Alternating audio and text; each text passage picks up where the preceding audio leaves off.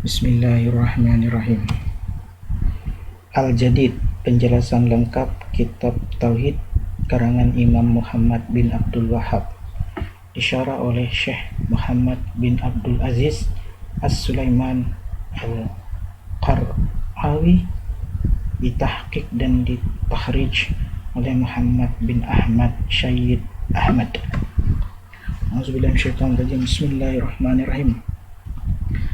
Allah berfirman di surah Az-Zariyat ayat 56 sampai 58, yang artinya, dan aku tidak menciptakan jin dan manusia melainkan supaya mereka beribadah kepadaku. Wa ma khalaqtul jinna wal insa illa liya'budun. Kemudian di ayat yang ke-57, aku tidak menghendaki rezeki sedikit pun dari mereka, dan aku tidak menghendaki supaya mereka memberiku makan. Dan ayat Az-Zariyat yang ke-58, innallaha huwar razzaqu zul quwwatil matin. Sesungguhnya Allah dialah maha pemberi rezeki yang mempunyai kekuatan lagi sangat kokoh. Makna ayat secara global. Dalam ayat ini Allah Subhanahu wa Ta'ala mengabarkan kepada kita bahwasanya dialah yang menciptakan jin dan manusia, dan bahwa hikmah dari diadakannya penciptaan jin dan manusia ini adalah untuk mengesahkan Allah dengan ibadah kepada Allah dan beriman kepada Allah dan kafir kepada selain Allah, dan bahwasanya Allah tidak menciptakan jin dan manusia itu untuk otoritas zatnya semata, akan tetapi mengadakan jin dan manusia itu untuk beribadah kepada Allah, dan Allah menanggung semua rezeki jin dan manusia itu, dan Allah maha benar dengan janji-janjinya, serta maha kuasa untuk merealisasikan janji-janjinya itu. Dan karena Allah dialah yang maha kuasa lagi maha kokoh. Faedah yang dapat dipetik ayat-ayat ini adalah: satu, bahwasanya hikmah diciptakannya jin dan manusia adalah untuk mengesahkan Allah dengan ibadah. Dua, Allah menetapkan adanya jin. Tiga, sempurnanya kekayaan atau ketidakbutuhan Allah dari makhluk-makhluknya. Empat, bahwasanya sumber rezeki itu hanya Allah sumbernya, akan tetapi hamba diperintahkan untuk melakukan sebab-sebab didatangkannya rezeki tersebut. 5. Menetapkan dua nama di antara nama-nama Allah, yaitu Ar-Razzaq, yaitu maha memberi rezeki, dan Al-Matin, yaitu maha kokoh. Hubungan ayat ini dengan Tauhid. Hubungannya adalah bahwa ayat yang mulia ini menunjukkan bahwa hikmah diciptakannya jin dan manusia adalah mengesahkan Allah dalam ibadah, dan kafir atau mengingkari kepada Tuhan selain Allah. Dalil yang berikutnya, Allah berfirman dalam surah An-Nahl ayat 36, artinya, dan sesungguhnya kami telah mengutus seorang rasul pada tiap-tiap umat untuk menyerukan, sembahlah Allah saja dan jauhilah taghut itu. Maka di antara mereka ada orang-orang yang diberi petunjuk oleh Allah, dan ada pula di antaranya orang-orang yang telah pasti kesesatan baginya. Maka berjalanlah kalian di muka bumi dan perhatikanlah bagaimana kesudahan orang-orang yang mendustakan rasul-rasul Allah. Al-Quran surah An-Nahl ayat 36. Makna ayat ini secara global. Allah Subhanahu wa Ta'ala mengabarkan di dalam ayat yang mulia ini bahwasanya Dia telah mengutus pada setiap kelompok manusia seorang rasul yang menyampaikan risalah dan syariat kepada mereka, dan memerintahkan kepada mereka agar mentauhidkan Allah dan kafir kepada selain Allah. Dan manusia terbagi kepada dua kelompok dalam menyikapi para rasul, yaitu kelompok pertama, di antara mereka ada yang diberi taufik oleh Allah Subhanahu wa taala kepada kebaikan sehingga mereka mengikuti dakwah para rasul tersebut dan melakukan apa-apa yang telah diperintahkan serta menjauhi apa-apa yang mereka larang. Dan kelompok yang kedua adalah di antara mereka ada yang tidak Allah beri taufik, dan orang-orang yang kelompok kedua ini berpaling dari kebenaran sehingga orang-orang itu merugi di dunia dan akhirat. Orang yang berjalan di berbagai penjuru negeri sebagai seorang yang ingin mengambil tibar atau pelajaran akan melihat berbagai bekas peninggalan hukuman Allah Subhanahu wa taala bagi orang-orang yang menentang Allah, seperti kaum Ad, kaum Samud, kaum Fir'aun dan Fir'aun itu sendiri dan para pengikutnya. Kemudian faedah-faedah apa yang dapat dipetik dari surah An-Nahl ayat 36 ini? 1. Penjelasan bahwasanya manusia tidak ditinggalkan begitu saja dalam keadaan terabaikan atau terlantar dan tidak diurus oleh Allah. Yang kedua, risalah berlaku umum untuk semua umat dan juga bagi yang berada pada zaman fatrah, yaitu masa kosong di antara para rasul yang menghapuskan rambu-rambu agama secara keseluruhan. 3. Tugas pokok para rasul adalah menyeru kepada umat manusia agar beribadah kepada Allah dan mengingkari sembahan-sembahan selain Allah. 4. Hidayah, taufik itu khusus milik Allah Subhanahu wa taala dan tidak dimiliki oleh selain Allah. 5. Diperintahkannya sesuatu oleh Allah tidak mesti bahwa Allah itu menghendakinya, meridhoinya. 6. Dianjurkan melakukan perjalanan dengan tujuan mengambil pelajaran dan bertafakur tentang bekas-bekas peninggalan generasi-generasi awal dahulu yang telah Allah hukum karena kekafiran mereka. Diambil hikmahnya untuk tidak melakukan kekafiran. Selanjutnya hubungan ayat ini dengan tauhid. An-Nahl ayat 36 hubungannya dengan tauhid. Ayat An-Nahl ayat 36 yang mulia ini menunjukkan bahwasanya ibadah kepada Allah tidak benar kecuali disertai dengan kafir atau ingkar kepada sembahan-sembahan selain Allah.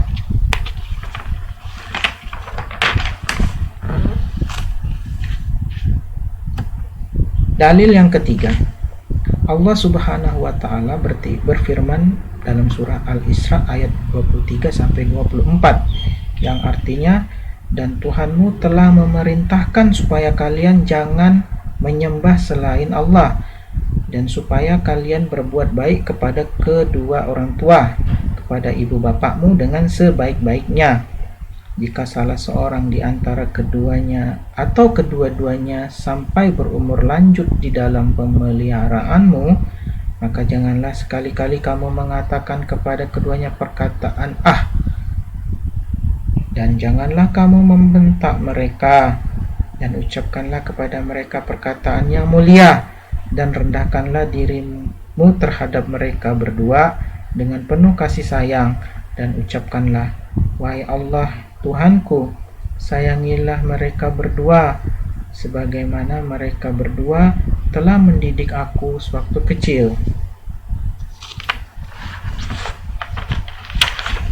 Makna ayat ini secara global. Di dalam ayat ini, surah Al-Isra ayat 23 dan 24, Allah Subhanahu wa taala memerintahkan semua mukhalaf, yaitu pengemban syariat, untuk mengesahkan Allah dengan ibadah dan juga agar mereka berbakti kepada kedua orang tua mereka, terutama saat mereka sudah tidak mampu dan lemah. Dan di antara bentuk berbakti kepada kedua orang tua adalah tidak menampakkan apa yang dapat menimbulkan perasaan sempit bagi mereka berdua, juga tidak mengeraskan suara dengan menghardik mereka. Allah juga memerintahkan untuk merendahkan diri kepada kedua orang tua serta lemah lembut dalam berbicara kepada mereka berdua, serta juga mendoakan kedua orang tua saat mereka masih hidup ataupun setelah mereka wafat. Apa faedah-faedah yang dapat dipetik di ayat ini? 1. Wajib kita untuk mengesahkan Allah dalam beribadah. 2. Setiap anak wajib berbakti kepada kedua orang tua. Yang ketiga, konsep saling menanggung secara sosial itu ada di dalam Islam. Hubungan ayat ini dengan tauhid adalah ayat yang mulia ini menunjukkan wajibnya mengesahkan Allah dengan ibadah.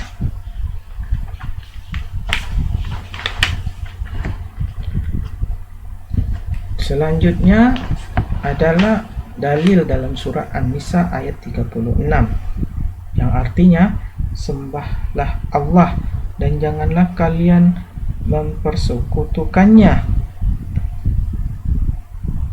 Janganlah kalian mempersekutukan Allah dengan sesuatu apapun, dan berbuat baiklah kepada kedua orang tua, ibu bapa, karib kerabat, anak-anak yatim, orang-orang miskin, tetangga yang dekat dan tetangga yang jauh, teman sejawat, ibnu sabil, dan hamba sahaya sekalian.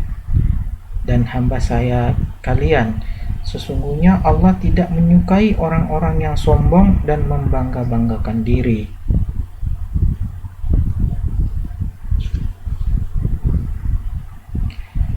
Makna ayat ini secara global. An-Nisa ayat 36.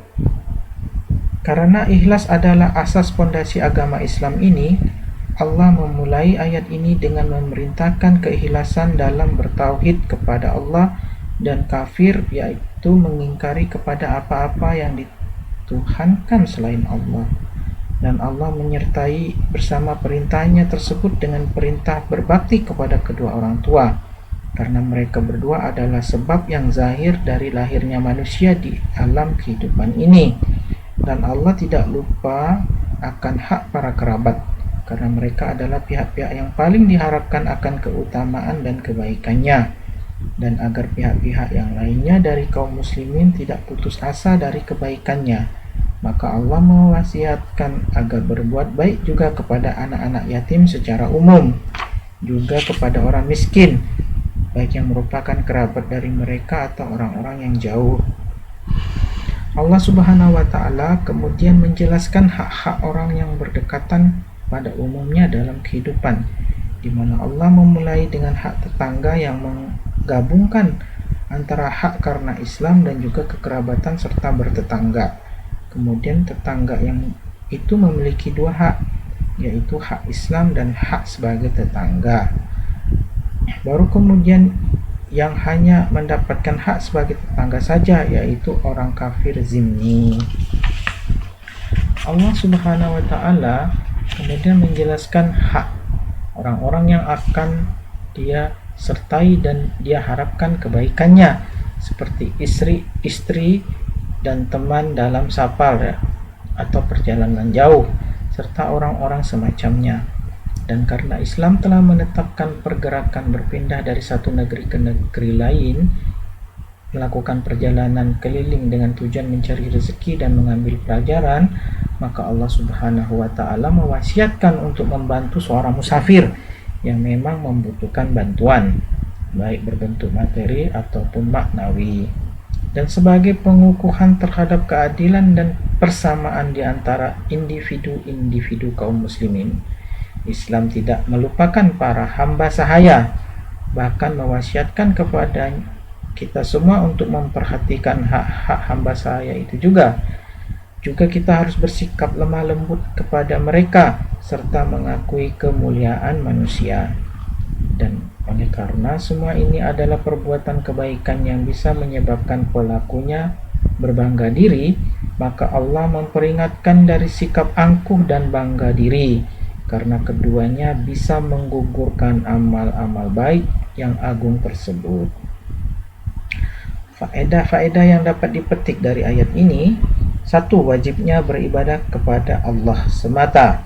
2. Wajibnya berbakti kepada kedua orang tua dan mentaati keduanya selama bukan dalam kemaksiatan atau bukan sesuatu yang mendatangkan mudarat bagi anak, berdasarkan sabda Nabi, tidak boleh memudaratkan atau membahayakan diri sendiri dan juga orang lain.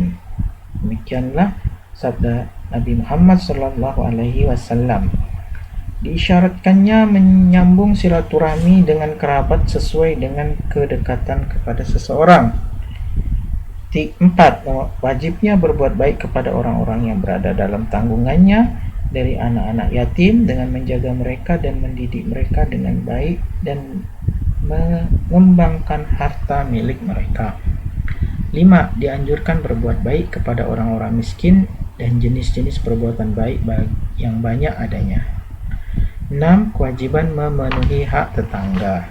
7. Motivasi untuk memberikan bantuan kepada setiap orang yang menyertai hidup Anda yang berharap kemanfaatan Anda, baik teman dalam safar ataupun ketika berada di tempat dan juga yang semacamnya. 8. Kewajiban membantu orang yang kehabisan bekal di dalam safar. 9. Wajib berbuat baik kepada hamba sahaya atau budak ataupun pembantu. 10. Diharamkan bersikap sombong dan angkuh. Yang ke-11, menetapkan sifat mencintai bagi Allah.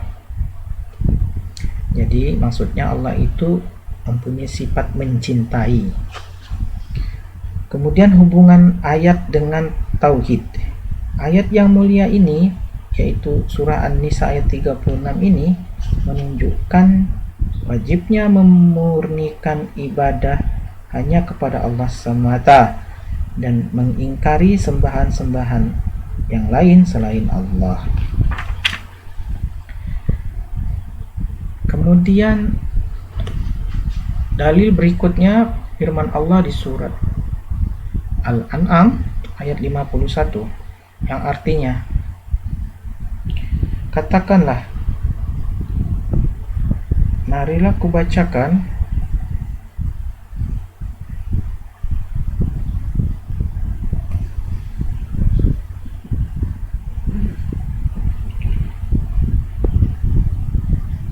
Al-An'am ayat 151 maksudnya. Ini keliru ini.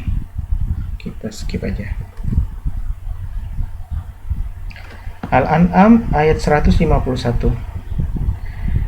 Firman Allah Subhanahu wa taala yang artinya, katakanlah, marilah kubacakan apa yang diharamkan atas kalian oleh Tuhan kalian, yaitu janganlah kalian mempersekutukan sesuatu dengan Dia. Berbuat baiklah terhadap kedua orang tua, kepada ibu bapa, dan janganlah kalian membunuh anak-anak kalian karena takut kemiskinan. Kami akan memberi rezeki kepada kalian dan kepada mereka. Dan janganlah kalian mendekati perbuatan-perbuatan yang keji, baik yang tampak di antaranya maupun yang tersembunyi. Dan janganlah kalian membunuh jiwa yang diharamkan Allah membunuhnya, melainkan dengan suatu sebab yang benar. Demikian itu yang diperintahkan Allah Tuhan kalian kepada kalian, supaya kalian memahaminya.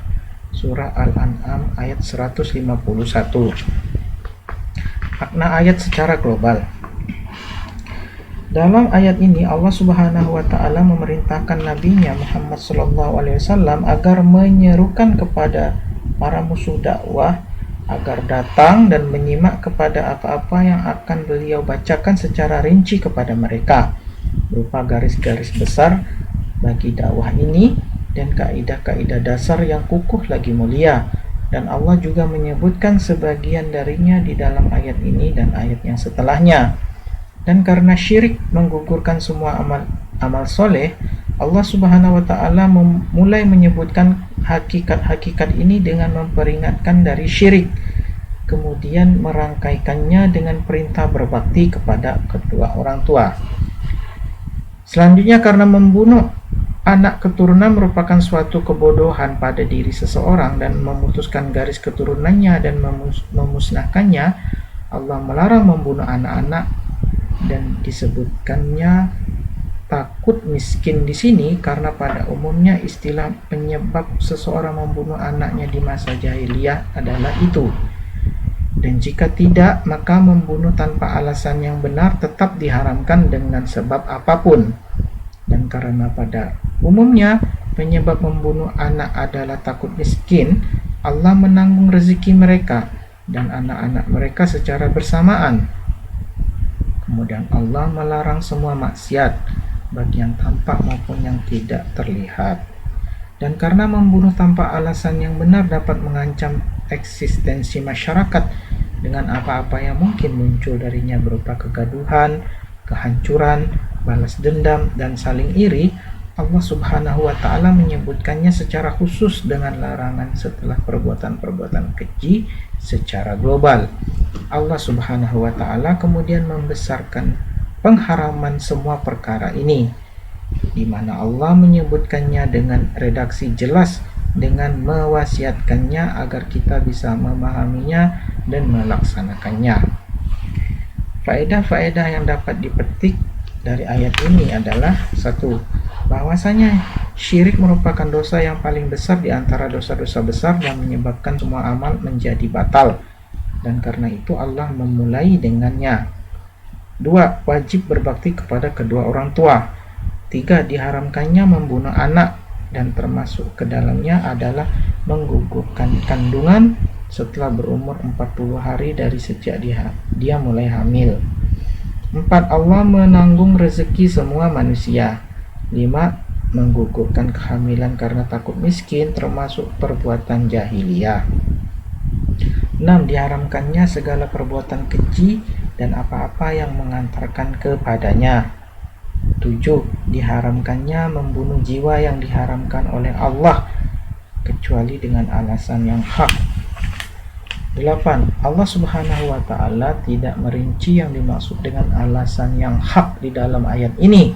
Namun Nabi Muhammad SAW telah menyebutkan sebagian darinya dalam hadis sahih yang intinya bahwa yang boleh dibunuh dengan alasan yang hak diantaranya adalah: 1.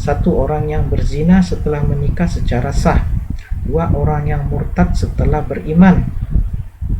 3. Pelaku pembunuhan.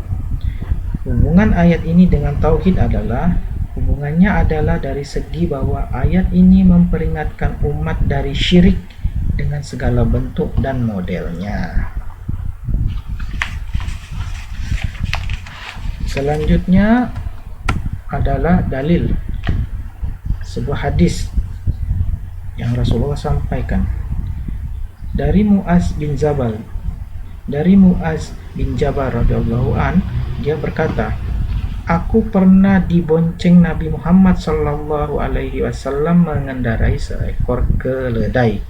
Lalu Rasulullah sallallahu alaihi wasallam bersabda, wahai Muaz, tahukah engkau apa hak Allah atas hamba-hamba dan apa hak hamba-hamba atas Allah? Aku menjawab, Allah dan Rasulnya lah yang lebih mengetahui. Kemudian Rasulullah bersabda, hak Allah atas hamba-hamba adalah agar mereka beribadah kepada Allah dan tidak menyekutukan sesuatu pun dengannya. Dan hak hamba-hamba atas Allah adalah bahwa Allah tidak akan mengazab orang yang tidak menyekutukan sesuatu pun dengannya. Kemudian aku berkata, ya Rasulullah SAW, apakah tidak sebaiknya aku sampaikan kabar gembira ini kepada orang-orang?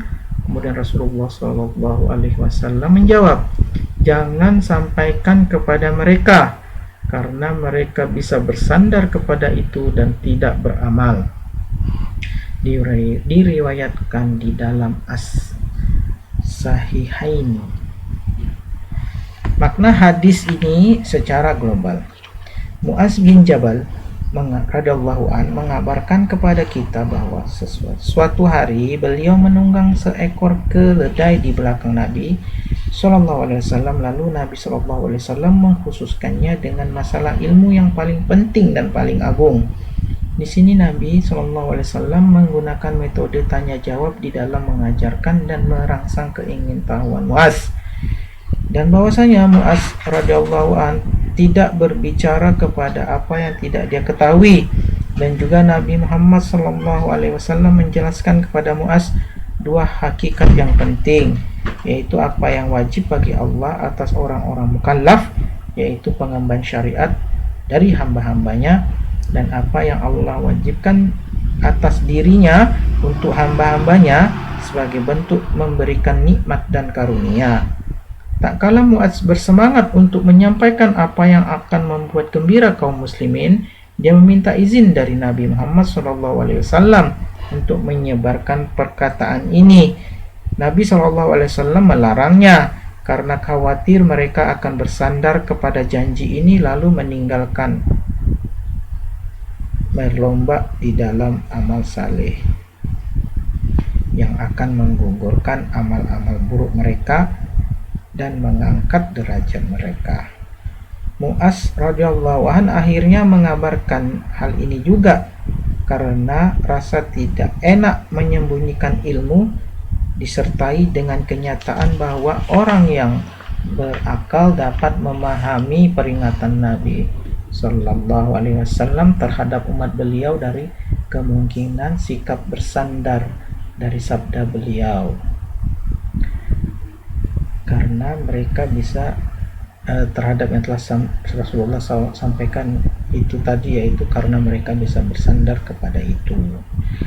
Faedah-faedah yang dapat dipetik dari hadis ini: 1. Bolehnya membonceng di atas seekor hewan tunggangan jika tidak memberatkan hewan tersebut. 2. Sikap tawadhu atau rendah hati Nabi Muhammad SAW. 3. Bahwasanya keringat keledai itu suci. 4. Keutamaan Muaz bin Jabal radhiyallahu an. 5. Metode tanya jawab di dalam mengajar merupakan salah satu metode Islam. 6.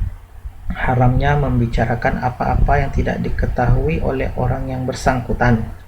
7. Hak Allah yang pertama atas mukallaf adalah mengesakannya di dalam ibadah. 8. Siapa yang meninggal dunia di atas tauhid, maka dia aman dari azab jika tidak melakukan dosa-dosa besar yang menyebabkannya masuk ke dalam neraka.